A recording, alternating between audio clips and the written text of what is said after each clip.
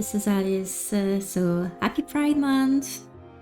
For all of June, I'm gonna try to focus more on LGBTQ plus game, and I wanted to try with this beautiful game that I've been following for years now.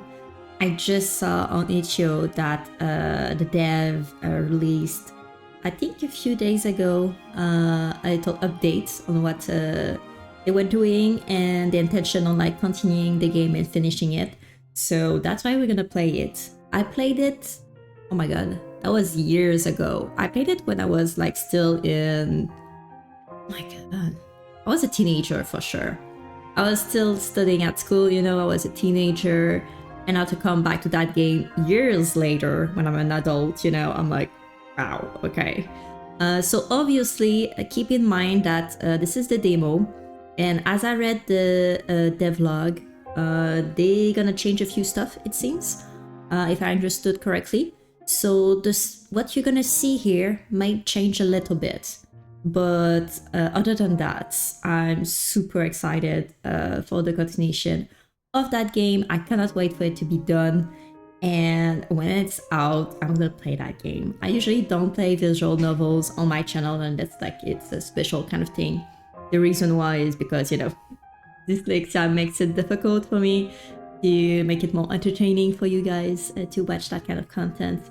But you know what, with this one, I'm gonna make an exception. We're gonna play it on the channel once I'm back, you know, on Twitch. But for now, enjoy the demo. Yay! Alright, we're not gonna load. I just did, you know, some testing before the recording. So we're just gonna check the preferences. English. Yup. Okay, all good. I'm just gonna lower maybe the music and the sound volume just a tad. The reason why is because I want the voice volume to be, you know, superior compared to the other two. And we're gonna start. Okay, so what I love is you can choose like your appearance. So you can be more femme looking or mask looking. You know what? With this one, we're gonna go with... Oh, I don't know. Let's go with this one. Yeah.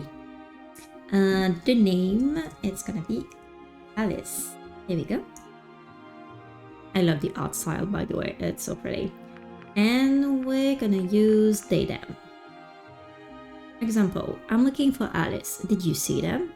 As last I saw them picking weeds by the river brook. Yes, that is an Alice thing to do. Is this right? This can't be changed later. Yes, it is. Thank you. Oh my god, I'm so excited to play that game again. Like, you don't understand. I was such a big fan of that game when I found it on itch.io, like years like before. And to know that this game will actually eventually be finished and that I'll be able to play it, oh my god.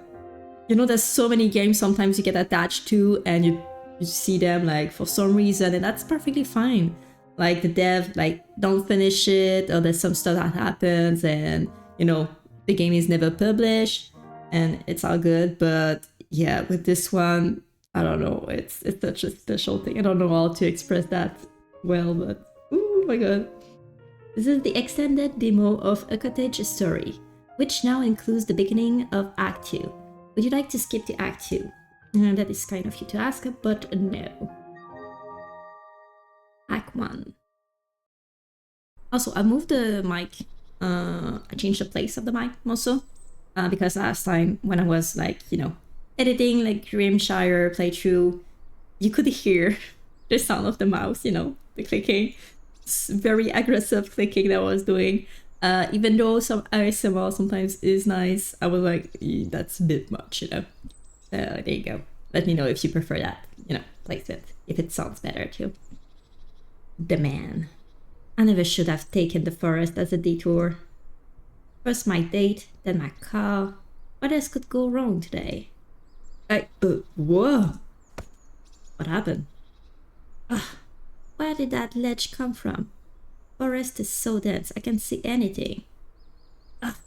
Ow, my This is bad. I can't get up.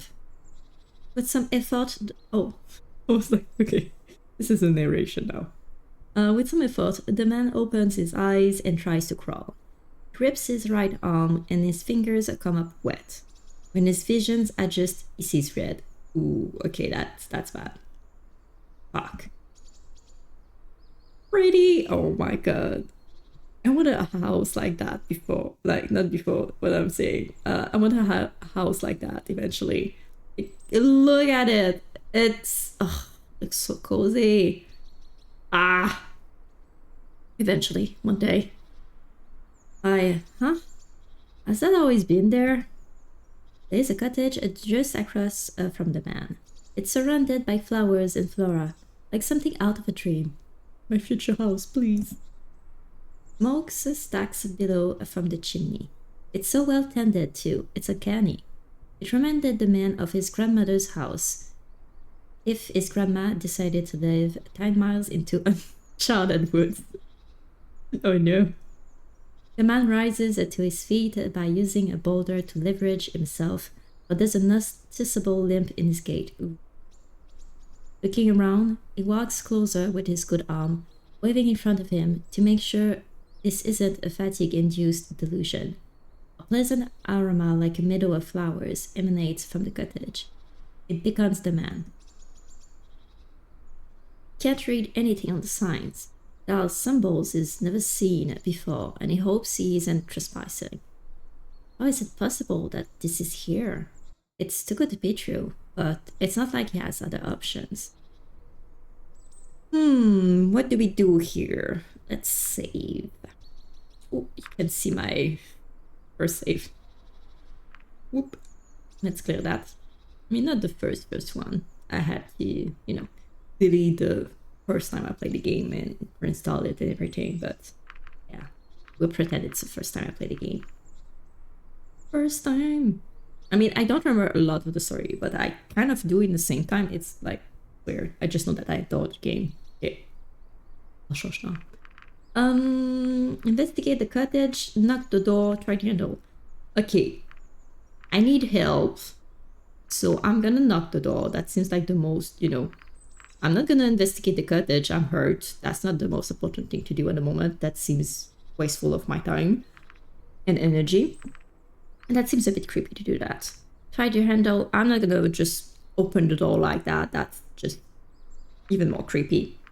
Knock the door. Even though it's an emergency, if it was like very like emergency, and I was knocking and like, I don't know, screaming, I need help, please. Nobody was, answering, and the door handle was open, I would, open the door and just try to get a phone to call emergencies and stuff like that. But yeah, we'll go with knock the door. The man approaches the door and gives a few weak knocks. Footsteps pitter-patter from the other side, and suddenly the door opens. Oh, it's me! Look at me! Hello, how can I help you? The man is surprised a real person came to the door. The face is hard to read in a way the man can't describe. Is this your cottage? Can you help me, please? My arm! Alice scans him up and down. Then, after a moment, they nod their head and gesture for him to enter. I'm so used to like starting a visual novel or like a story like that, and having to play your character first. I find it very refreshing to start as another character, That's neat. Ooh, that seems cozy. Lavender, I see that. I love lavender. Upon entering, the man notices medicine cabinets lining the walls, along with various jars and bottles filled with herbs, and many books. We love that.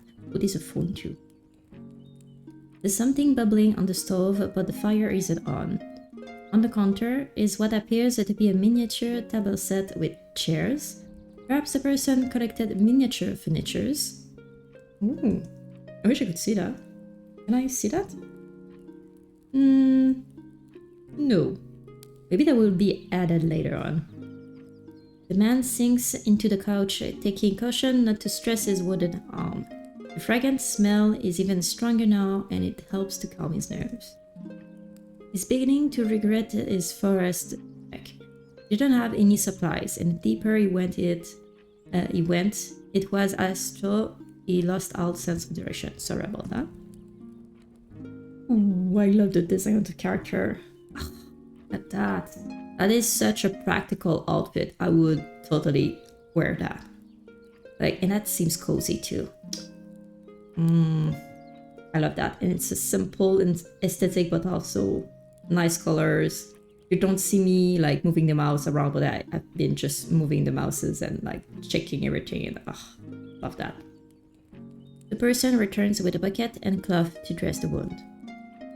Thank you. I don't know what I would have done if you hadn't been here. Is there a town nearby? My car broke down in the middle of the highway. No, we are alone here. This forest is dangerous for you to traverse. Otherwise, you come back the way you came. It was a half-truth. If the man continued east past the river brook, he would eventually encounter a small farm town, but not before trespassing goblin territory. Ooh, okay. The man looks down helplessly at his limp palm. I know that now. I'm not in any shape to turn back. Now please stay here for a night. I can pay you. I don't need any payment. Regardless, you're welcome to stay if you like. The man lets out a sigh of relief. It saves him the attempt of trying to survive out in the wilderness alone. Yeah, that wouldn't be good. Don't recommend that if you don't know how to do that, you know? I promise I'll be out of your hair by morning. Alice loops the cloth around the mom a final time and finishes dressing the wood. They stand up. Alice eyes the man, ushering him to follow them. They enter a room off to the right of the cottage, and the low ceiling immediately feels claustrophobic. Ooh, no, I don't like that. Maybe that's not my future home. This is the bathroom. At first, the words don't register in the man's mind. His face crumbles in confusion. The toilet is merely a hole carved into a rectangular box connected to the wall. This is an outhouse. Okay. Is there a place to wash up? There's a bucket for water and soap. Okay, it's very, minimal. That's okay, that's fine. Alice points to said object located in a corner of the room, and there's a drain denoting that the wall bathroom is the shower. Scratching the back of his head, the man doesn't say anything out of courtesy. Good. After all, this was a cottage in the middle of nowhere. Beggars can be choosers. Exactly. Good on you, man. You're polite. Before the man can ask any more questions, Alice has already exited the room. They turn into a narrow corner through the left wall. When the man catches up, he sees two bedsides, side by side each other. The one furthest from the door appears queen-sized, while the other twin-sized. This is the bedroom. You can stay here in the meantime. Alice gestures to the twin-sized bed. This is where I sleep. Since this is the only bedroom, I hope that privacy isn't a problem. Ah, okay. See, they're pretty brave, because I wouldn't, even if I would, help someone out if they need help, I wouldn't be too comfortable sleeping with a stranger in the same bedroom, I would say, okay, maybe not on the couch, but, take the bed, I'll sleep on the couch or something like that. Just out of courtesy. Yeah. But that's fine. They're way braver than me, for sure. No, it should be fine. I have nothing to hide. You must be tired. Please rest up. I'll make some tea while you settle in. You like Earl Grey? I sure do. I love a good Earl Grey. With a bit of sugar and a dash of milk, please. Thank you. Talking about Earl Grey, that's what I'm having in the moment. Yeah, that would be nice. The man sits on the edge of the bed. You don't believe his luck finding such a kind-hearted person. Can they hear Alice making tea from the other room? It smells nice, and the man is tempted not to walk over, check on the tea right then and there. Not long after, Alice returns and sets the tea set down by the table next to him. It didn't occur to him until now, but Why is someone so young living all alone in the dangerous forest? I mean, I don't know. He studies their face. It's quaint, just like the cottage. The eyes are large and face amazingly symmetrical. Helplessly, it occurs to him that this person is really attractive. Oh, alright then. Suddenly, Alice places a hand to the man's forehead. Feel a bit hot. Maybe you should lie down. The man feels his face heat up and he recoils from Alice's hand. Yeah, I'm hot. Okay, man. I mean, you're hot. Oh god. Shit. Yeah. Oh no. Don't speak no more. I think I need to rest. I must have hit my head on the fall. I'm so done with it. Look at my face. I'm like, okay. That's not what I meant. But if you feel a fever coming on, let me know right away. For now, I'll give you some privacy. Alice leaves the bedroom. Once alone, the man briefly closes his eyes and lets out a sigh. What the hell am I doing? He reaches for the teacup and sips the Earl Grey. Calms his mind, and it tastes exactly as Earl Grey should. Good. The man isn't sure if it tastes good because it is good, or if his terrible circumstances made it tastier by comparison. After drinking his fill, the man shuffles into bed and drifts off to sleep. When the man wakes up, the bed beside him is empty. He rolls off and immediately every muscle in his body betrays him.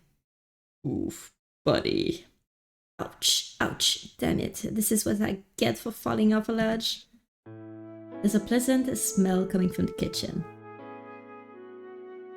The man walks towards Alice, looming over the shorter but stocky frame. He sees that they're pan-frying mushrooms and scrambled eggs over the stove. Ooh, I want breakfast. 2 plates already have biscuits and jam on them. Oh my god, I'm hungry. Let me drink some tea.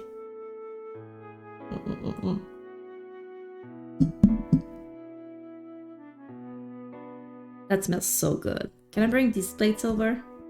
Alice swats his hands away like a mother to a nigger child. Oh, yes, I would do that. I would be like, not now. No, just sit down. Don't worry about it. Okay, yeah, it's not ready yet. Don't touch it. They might be hot too. Like the plate. You don't touch. Awkwardly, the man goes to sit down on the couch in the living room. The coffee table already has glasses of water, so he idly drinks. Alice joins him in the rocking chair across from him and sets down the plates. That would be so me. I love rocking chairs so much. The two sit in silence until the man finishes the last of his biscuit. How are you feeling? Everything's sore, but I'm not dying. I think I'll be okay, but I've been wondering for a while now. When I open my phone, the GPS doesn't work. It's really weird. How am I supposed to find my way back like this? Phone? How would that help you back? Okay.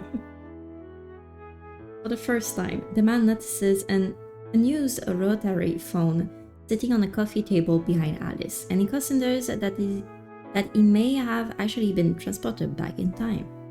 Never mind. I mean, dude, you can still use those phones if you want. They're very fun, but if you miss one number, you have to redo the number all over again. It's a pain when you're in a hurry, you know? But they're fun. And usually those ones too, they have a little, like, it depends on the model, but they have a little thing in the back that you can like take out and you can listen in on the conversation while the other person is talking. It's very neat. I love that. We used to have one at home and it was so funny. We had fun with my two other sisters. Never mind, I'm still really sore. Is it okay if I stay here a little longer, actually?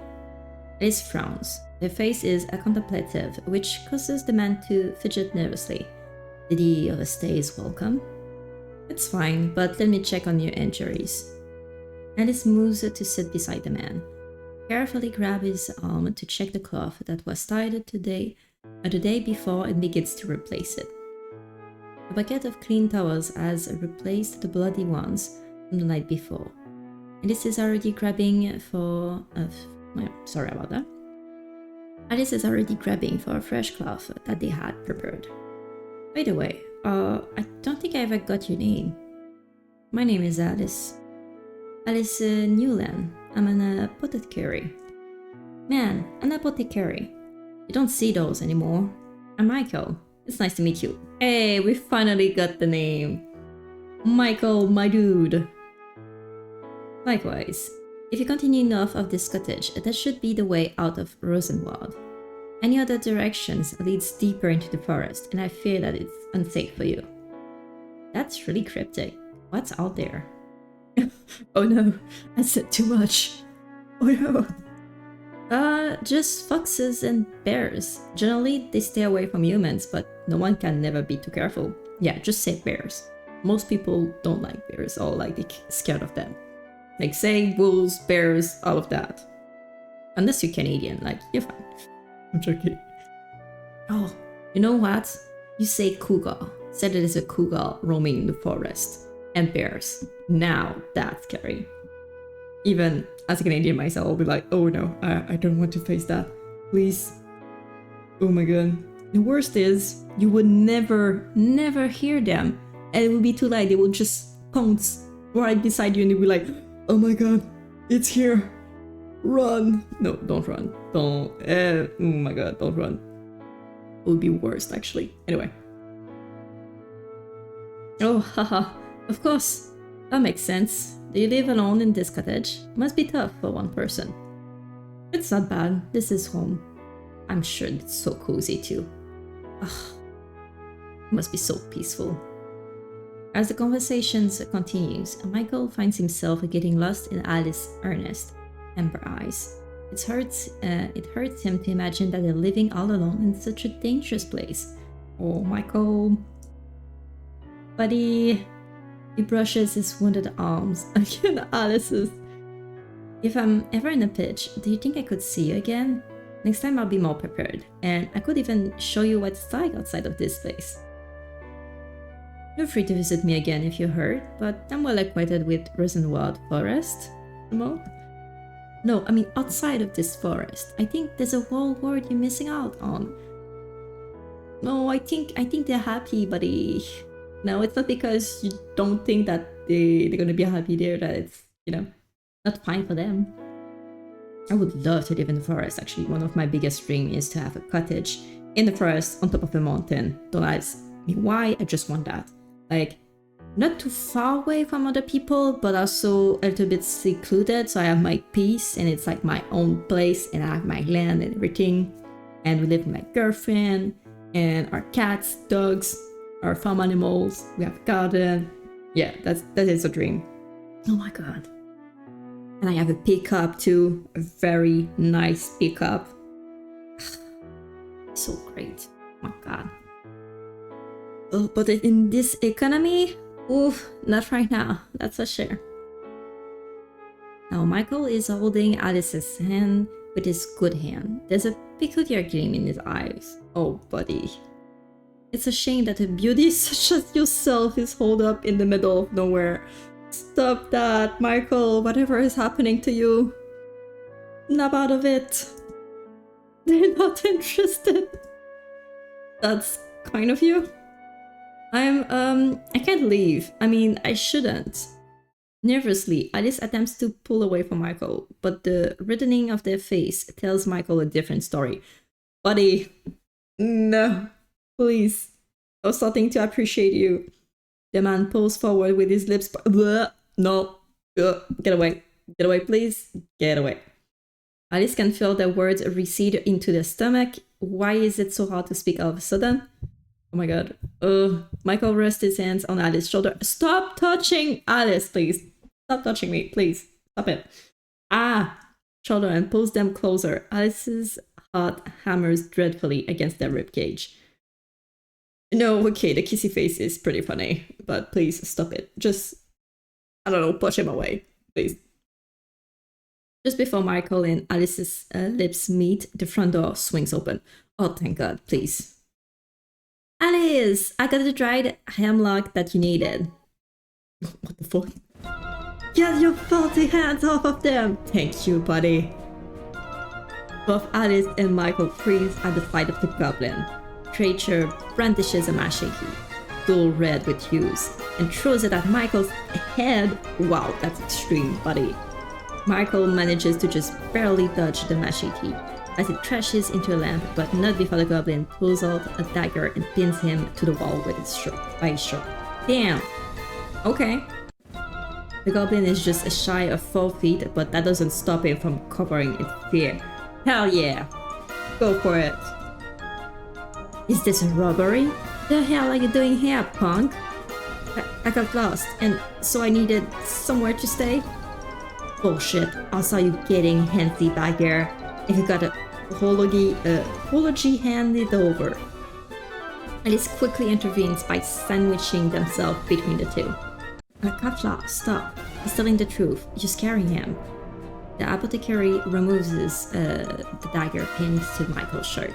And the man's fight or flight instincts finally kicks in. He bolts from the scene through the door that Kafla's kicked open. Good. Hey, come back here. I'm not done with you yet. I love the little flowers. Wait, look at the cup. Hello. That's a ladybug. Oh my god, that's so cute. Oh my god, the little cuckoo clock here. I love those. Even though like one time I was like thinking to myself, oh, that would be nice to have like a wall with full of different kind of clock. Like there's a water clock, there's cuckoo clock, there's different system, like even solar clock and everything.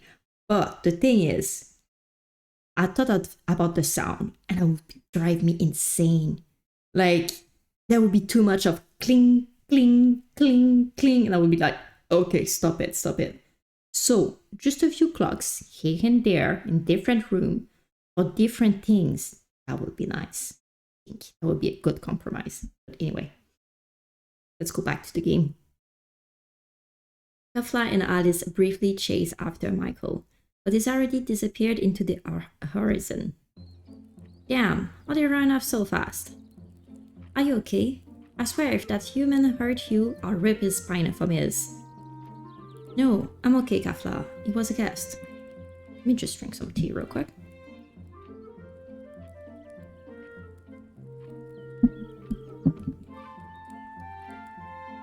Also, thank you. Saving me, kind of. If anything, Alice has hope the event didn't permanently traumatize Michael. Some of his belongings were still in the living room. Oh. Well.